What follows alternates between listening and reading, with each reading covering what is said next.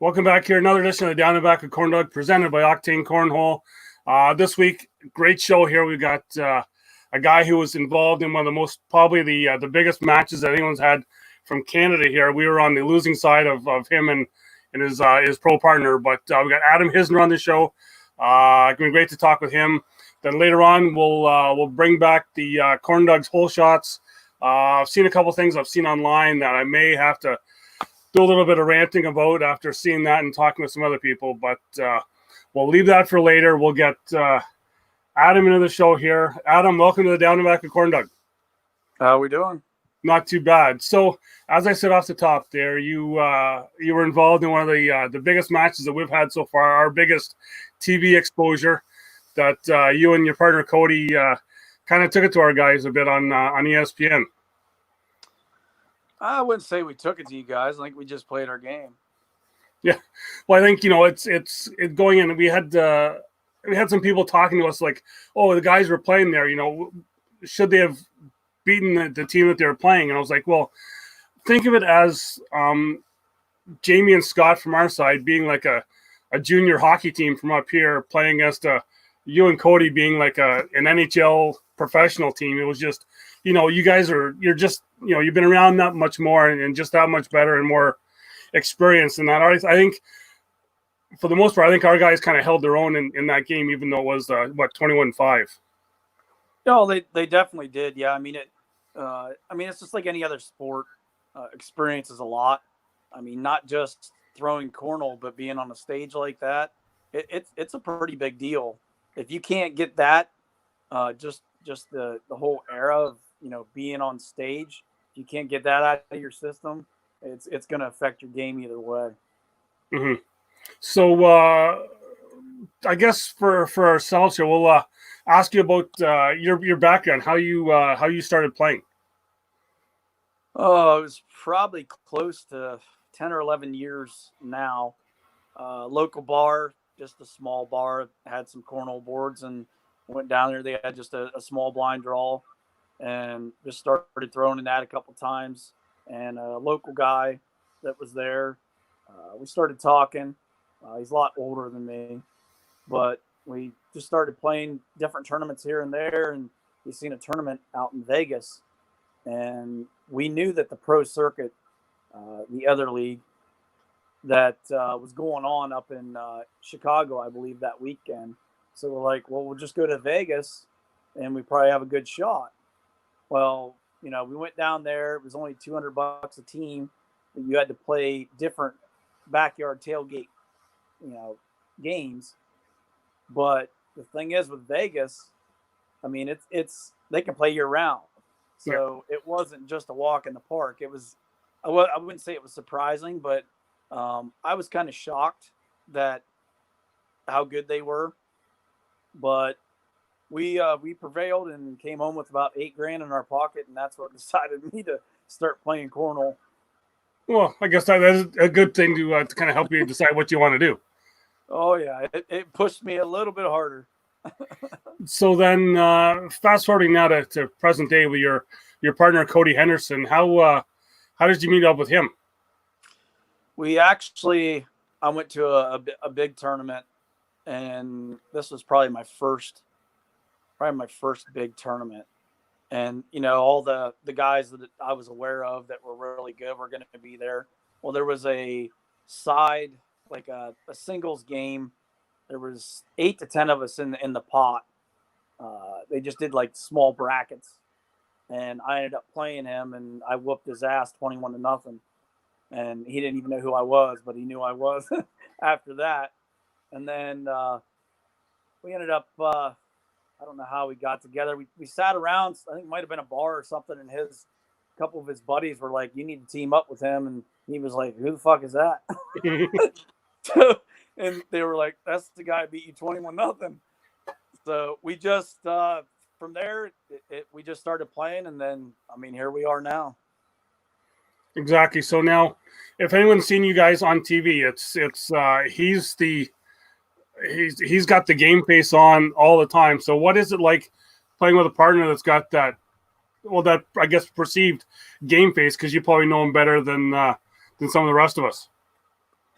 Well, we're both very competitive. Um, I'm strategic. He's a little bit. He does the waiting game, which kind of helps with my play on the most part, especially like when we play crew with Jay and Sean.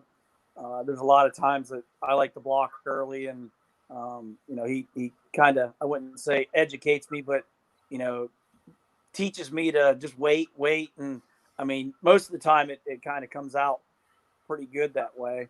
But yeah, I mean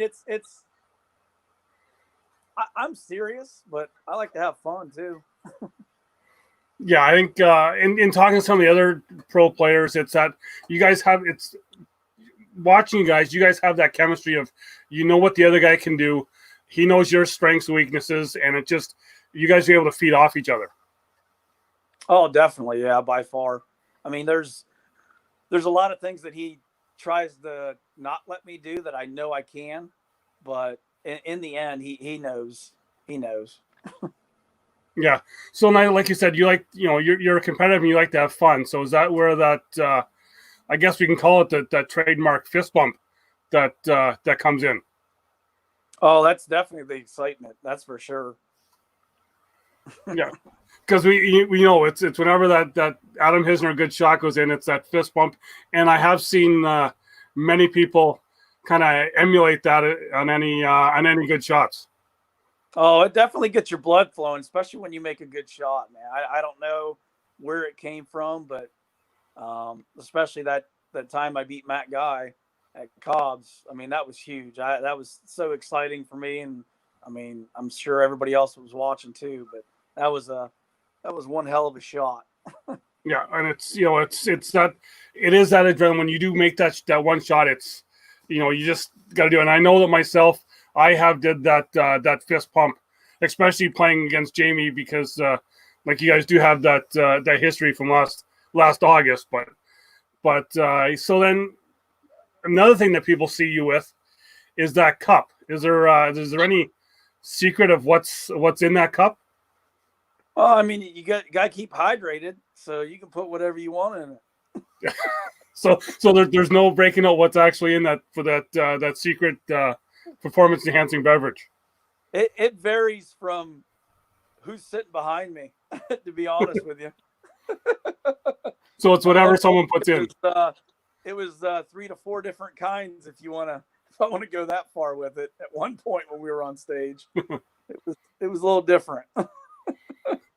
So you had said before about with Scott and Jamie, with just having that being used to being on stage. We've seen you kind of almost you're a regular now on ESPN broadcast when you're playing, just because you are that good, you are that top player. Is that this? I guess is it making you more comfortable? I guess in for those big games. My comfort comes from what's in the cup. Because I mean, it's just like any other sport. You're gonna have hecklers, in the stage. So I mean, the first time I was on there, you could hear people in the back or on the sides, but I just kind of zoned that out anymore. And I mean, as long as you don't look at the whole stage as a whole and just look at it as you're playing in your backyard, you'll be fine. Mm-hmm. Now you talking about the hecklers, because I just had a couple guys on from the UK that are trying to start up Cornhole in England there on Wednesday the other night there, and they said they would like to try and get Cornhole there to the same way darts is, where you have that big show with the big audience. And I think seeing the last few ESPN broadcasts that it is kind of starting to turn that way a bit with the more rowdy crowd. And I mean, we need that. It's almost like it's like tennis a lot. Like the first couple broadcasts, like everybody's quiet, and then there's a big shot, and they get excited. Well, it's excited every time. I mean, somebody throws a 4-bagger, somebody throws an airmail. I mean, it's a big deal. It's almost like the audience has been trained to be quiet when really you shouldn't be. No, it's like because when you're playing on a board with someone, you're not quiet. You are giving out little digs or trash talk that it's it almost you can feed off that if there's someone heckling you. Oh yeah, for sure. I mean, I would love if we could do a lot of that on ESPN, but we try to keep it more professional. Yeah. But that would make it interesting. That's for sure. Exactly. Yeah. So, with talking to ESPN and what's going on with the ACL, any thoughts of you getting into anything before Philadelphia comes up? There's a possibility. It's not 100%. I may go to the next invitational up at South Bend. I'm still working on things with work and transportation and stuff like that, but I'm really thinking about that one. And there's also one, I believe, over in Pennsylvania, the following or next, might be 2 weeks or 3 weeks or whatever. So I mean, that one's closer to me as well, but we'll see. Yeah. So, have you been watching any of the stuff that's been on the past couple of weeks, and your thoughts on that? Yeah, some of them. I mean, I know we got to take the precautions. I'm probably, if I do go to one of these invitationals, I'm going to have to. But the whole mask thing, I'm probably not going to like. But I mean, you got to do what you got to do. Yeah, and I know that there's some guys that have talked about even having to step away from the boards because they're used to just getting their spot and sticking there. They got to change up that whole routine. Yeah, that I don't know. I'm not going to say it's not going to affect me because I'm a momentum player and I do throw fast. So it's possible it makes me a better player because I'll actually think about a shot instead of just throwing it. But I don't know. I make most of my stuff 95% of the time, just going, you know, I almost try to think where your bag's going, whether it's either in the hole or left or right. And I've already got it in my head, if you do go left, how I'm going to play it, or go right, how I'm going to play it. But yeah, that's definitely going to be different with the stepping away. That's for sure. Mm-hmm. And I guess you might feel more professional with someone else taking your bags out of the hole for you and handing them to you. I really don't think that's necessary, but again, there's precautions that have to be taken. So exactly, yeah. So I have noticed you in the past, I'm going to say a couple months here, have really picked up in the virtual game, playing online. I've been able to see you throwing online a lot more. Yeah, I mean, obviously it's Ohio, weather permitting. I don't have an indoor place. I'm attempting to build a garage this year to play inside. I'm not sure if the funds will be there yet, but yeah, I mean, we got what's called Adam's Alley back here. We kind of play in the alley. There's only one house that lives on that alley, and he can go a different way to go out, and he doesn't have a problem with it. But I'm sure we'll be throwing tomorrow. Just waiting for that invite from the Canadians, but I don't know if I'll get it this week. Yeah, well, I will give you the invite to come up to any one of our tournaments at any time, in any time, any part of the year. You're more than welcome to come up and throw with us for a weekend here instead of just online. Right. Yeah. So, also saying that there, geez, I just lost it here, but with the virtual stuff, I haven't seen you. Have you been in the any of the pick'em games that when the with the online betting? No, because I can't commit to it when the weather, because I'm playing outside. So, most of that stuff I think is done on a Friday, Saturday. Yeah. Well, if I look at the 10-day forecast and there's 60-70% chance, I may not be able to get that game in. So I really can't commit to playing that. Yeah, I know. I think you guys are probably the same as us. We had a little bit of snow there almost a week and a half ago, and now we're like into the 80s here. So it's it's week to week is not guaranteed. Yeah, it's crazy. I mean, it was probably a month ago we had it was 75, and then the next weekend it was a high of 42. Yeah.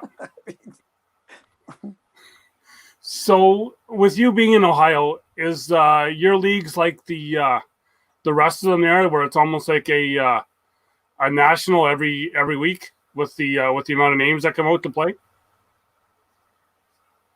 Well, realistically, down in our area, we don't do much leagues. I just do mostly blind draws around my area. most of the time, if I go to an actual regional, I'll go down to Columbus or something, and there's a lot of good players. Jay and Sean go down there, and there's quite a few other ones. So it's no walk in the park when you play in Ohio. That's for sure. No, exactly. Like I've talked to someone because I've had Sato on and Christine Papke. It's just, listening to some of the leagues and how many people are playing in there, it's just crazy. Which is why I think it would have been great to be able to get in that national that was in Ohio there, but unfortunately we'll have to wait till next year maybe. Right. Yeah, I'm not sure because I run blind draws on Wednesday, and the bar that I play at, they're still scared because the health department's hiring extra help to go around to make sure that they're following this 6-foot distance, or they're going to take their liquor license away from them. So the manager told me, he said it's probably not going to be this year that we will play on Wednesdays. Mm-hmm. Yeah, I think it's that way everywhere. So we're just trying to we're here. We're even looking at once the weather kind of turns to maybe start playing outside in blind draws with just maybe having 5 to 10 people there, and then for 1 hour, and then another hour, another 5 to 10 come, and kind of doing a league that way.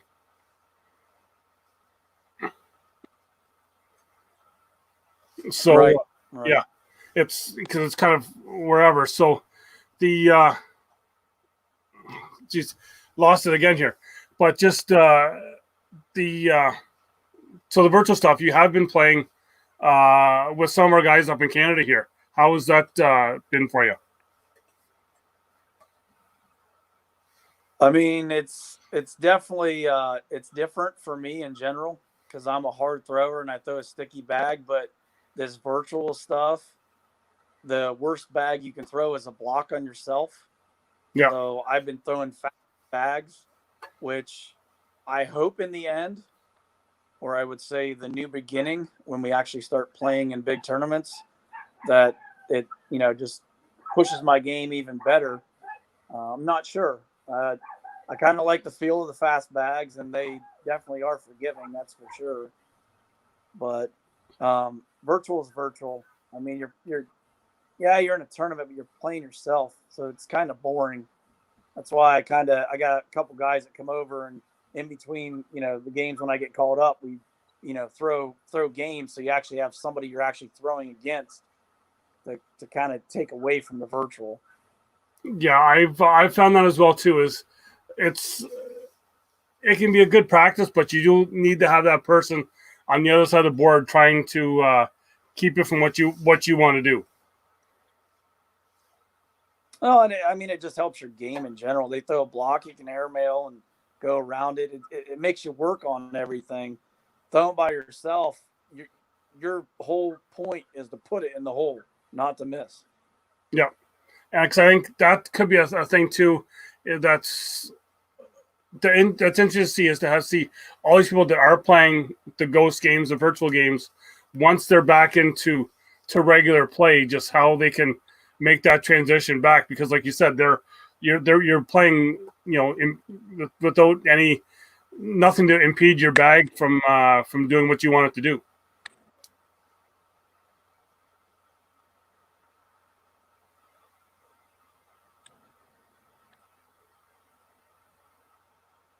So I'm not sure. Are you still there? I'm not sure if we lost you there or not. Yeah, it's breaking up pretty bad, but yeah, I'm still here. Okay, so your thoughts on who do you think is going to be your competition once we do get back to any of the big tournaments? Because I know you and Cody are one of the top teams. We've seen the kind of emergence with Frank and Jamie, and then even Lester and Jay Rubin the last couple of the qualifiers.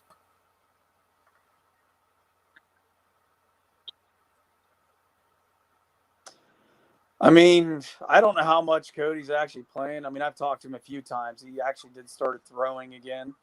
But I think it's going to be a change just in general, because even though these invitationals, it's limited to how many people are playing. We get to a big tournament where there's 500 people in a building.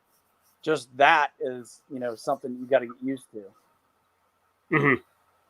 Yeah, I know it's because you get the limited. What is there, like 34 players? I think it is that are at these qualifiers, and Uh, is it that or was it 34 32, teams? 36, 30 something.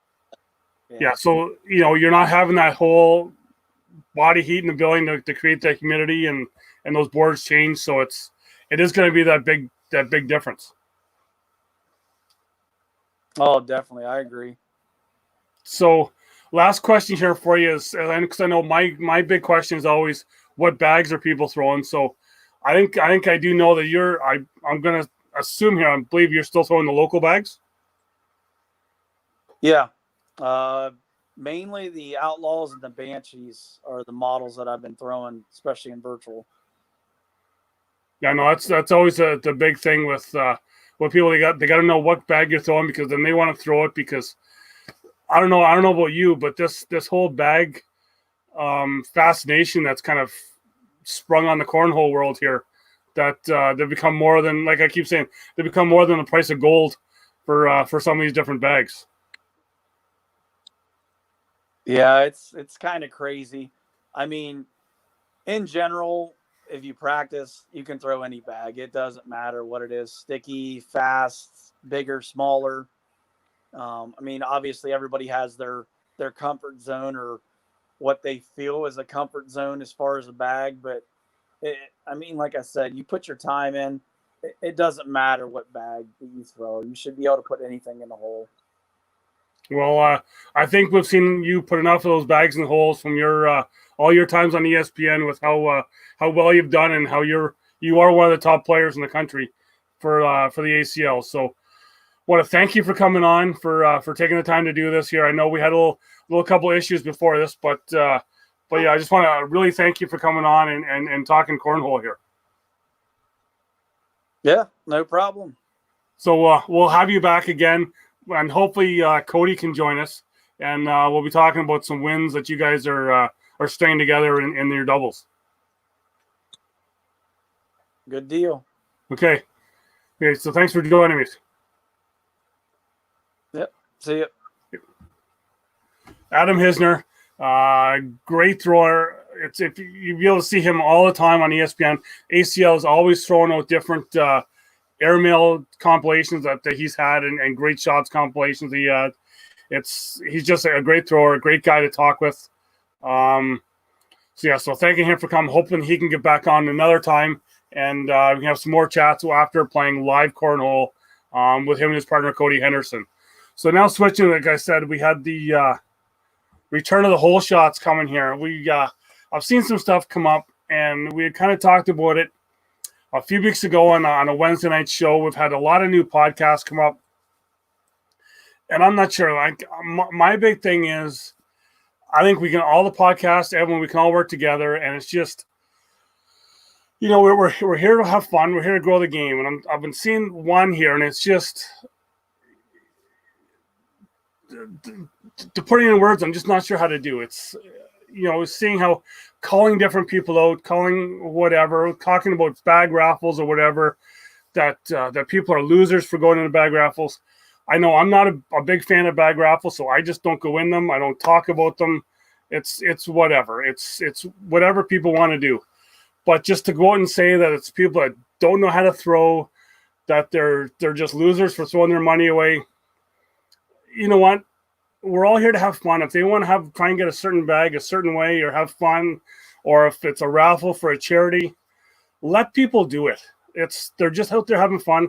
You see people play the lottery. Are they losers for doing that? No one's out there calling them for that. So just let people go. Let people have fun. You don't need to cause drama to try and get yourself some views. Just go out, have fun, talk about the game, bring some positivity in the game. Don't be trying to talk people down. It's just, for me, it's just not worth it, and just wasting a lot of people's time just to get some clickbait on your show or whatever. So just, you know what? I'm going to say it's just let it go. So just that with that. So next hole shot we're going to go to is, I talked a bit about it with Adam there, is just these new qualifiers. I've been having some fun because we're actually back watching cornhole, and some live stuff, seeing some guys playing, just kind of seeing if they've still got what they've got after coming out of this quarantine. So it's, we got to see that Jamie Graham, Frank Modlin, they still have it. Lester and Jay, they showed it down in Texas. They got it through. Then last weekend you got Greg Gary and my partner, his partner. I just escaped my mind here now. I had it right here, but yeah, they showed it. So those top players are still coming through. And this weekend, I'm gonna say for my pick, I'm gonna talk singles this time. I'm thinking I'm gonna go the elder statesman again. I'm gonna say that Damon Dennis is gonna pull this one through this weekend. Just got that feeling. He's just that calm thrower. He knows what he's doing. He knows what the bag is gonna do. So I think Damon Dennis is gonna pull through and get the win this weekend in Vegas. So it's another show for this week. Check us out on Monday. We'll be talking about our shows coming up for next week. Again, as always, that down, where is it? This side, right down below here in red. Hit the subscribe button. Give us that thumbs up. Let us know. Leave a comment. Let us know what you think of the show. You share my thing with the bag raffles. We'll just let people do what they want to do. Leave a comment for that. Let me know what you think. And yeah, so yeah, just like I said, subscribe. A like is probably about here. And let us know. Give us that feedback that you're liking the show, that you're liking what's going on. Let us know, even if you know if there's stuff you don't like. Let us know. So just have fun. Keep being positive. The light is at the end of the tunnel in some places. So just we're almost back playing live. Have fun and keep throwing those bags. Keep practicing. We're almost back playing live. So check out the ACL tomorrow on ESPN, except for if you're in Canada, where TSN doesn't give us any love for the cornhole world. And so just try and find someone who's going to post it online and let you watch online if you're here in Canada. So like I said, keep throwing those bags, keep having fun, and be nice to people out there. We're almost through this year, guys. So, yeah, catch you next week. Other Down and Back with CornDoug, presented by Octane Cornhole.